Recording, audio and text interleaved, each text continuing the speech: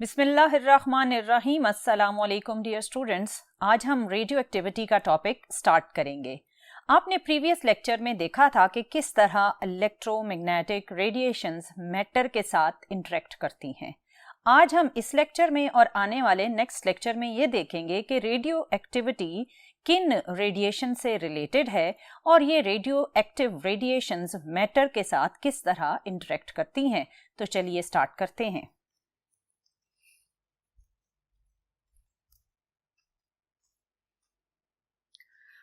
Dear student, radio activity एक ऐसा phenomena है जो न्यूक्लियस से रिलेटेड है। Basically radio activity nuclear radiations को कहा जाता है।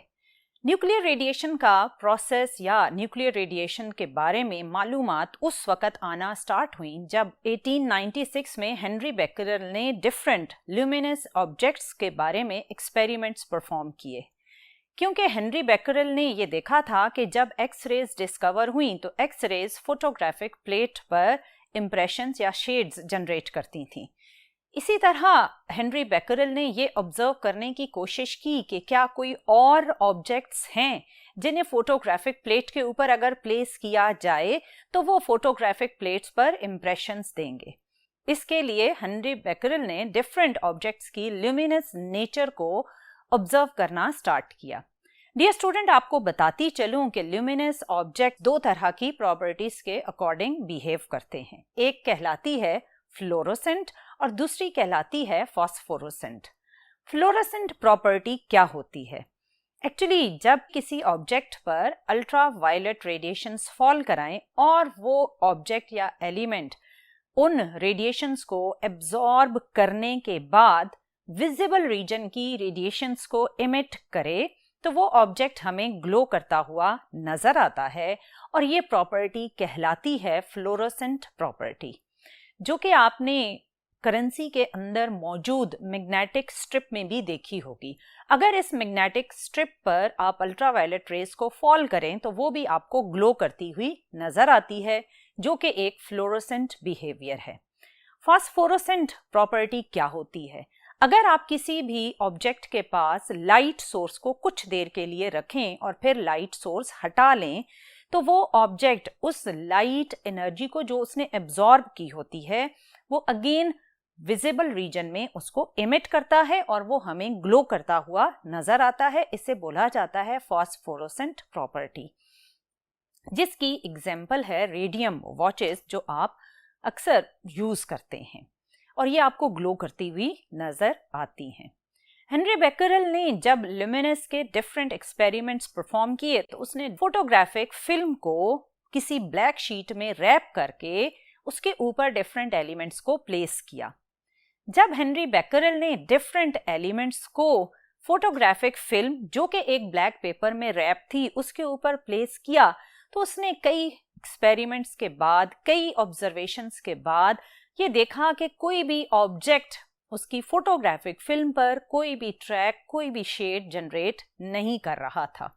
और एक दिन एक्सीडेंटली जब उसने यूरेनियम को एक पेपर में रैप करके फोटोग्राफिक प्लेट के ऊपर प्लेस किया और नेक्स्ट डे जब उसने यूरेनियम को हटाकर फोटोग्राफिक प्लेट को देखा तो उस पर उसको ब्लैक शेड्स नजर आए।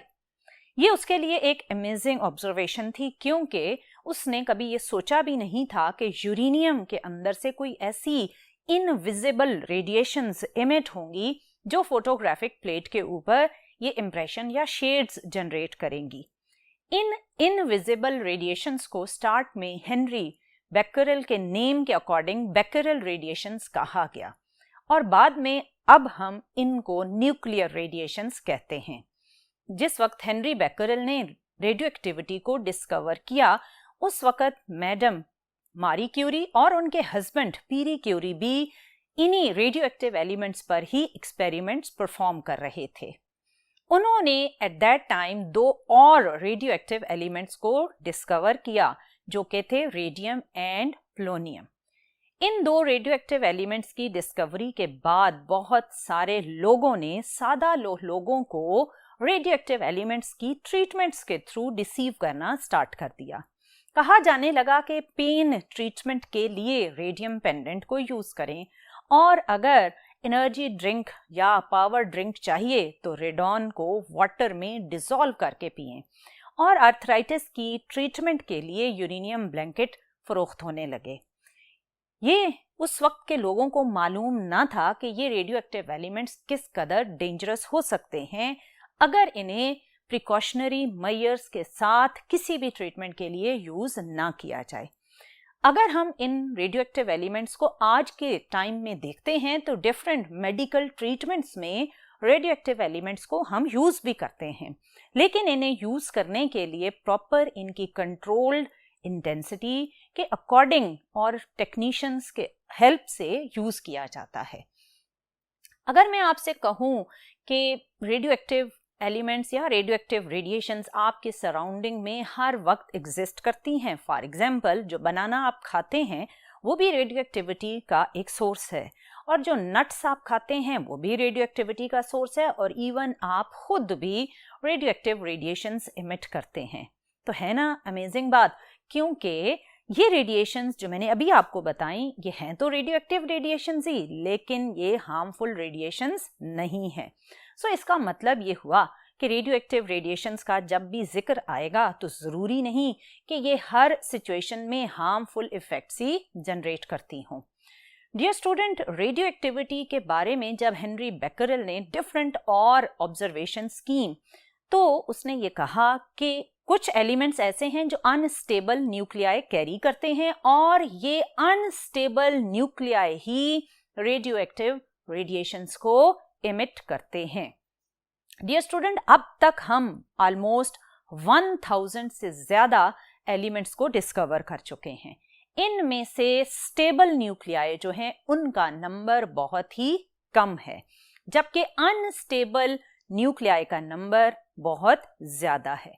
अब आप सोच रहे होंगे कि कोई न्यूक्लियस अनस्टेबल क्यों होता है।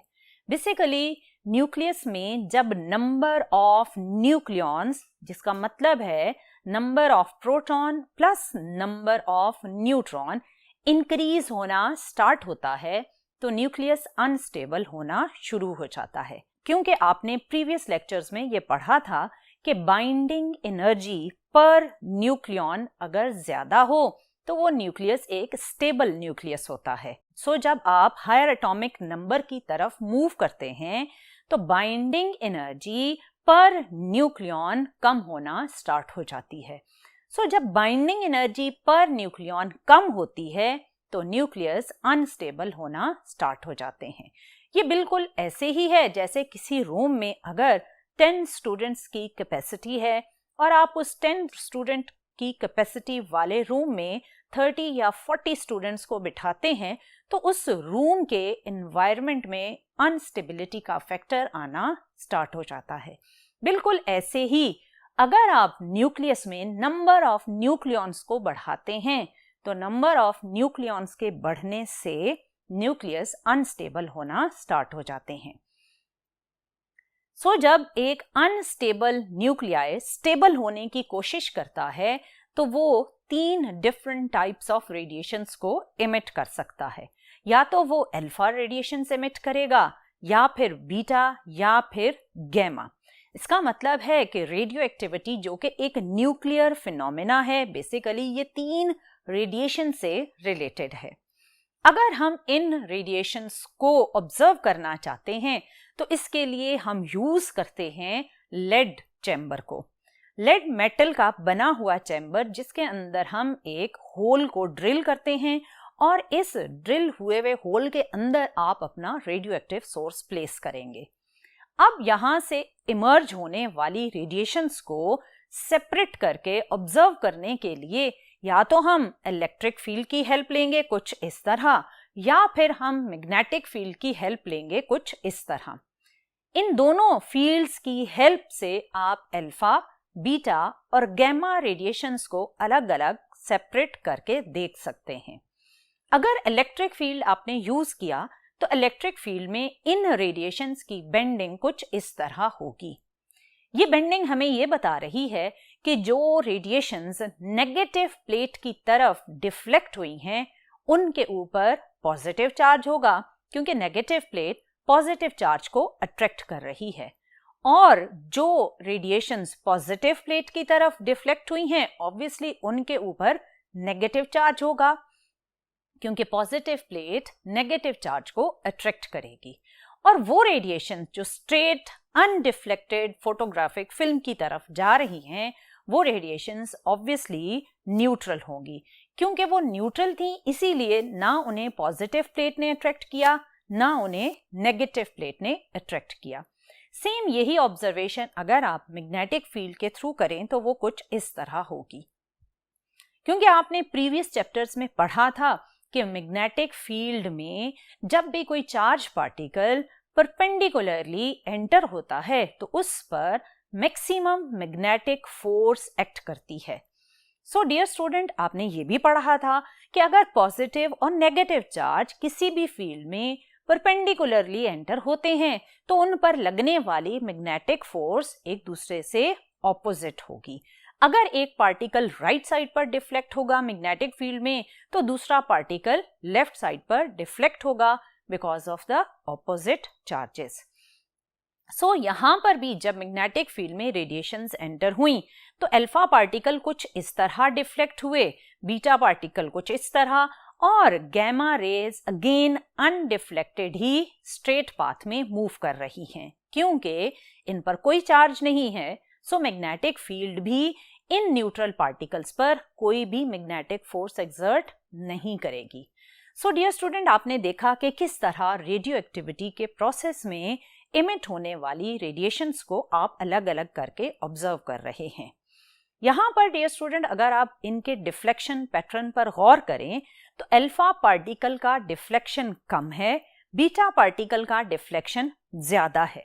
यहाँ से हमें इनके मैस की वैल्यू का अंदाजा होता है, क्योंकि जो हेवियर पार्टिकल होता है वो कम डिफ्लेक्ट होता है और लाइटर पार्टिकल ज्यादा डिफ्लेक्ट हो जाता है।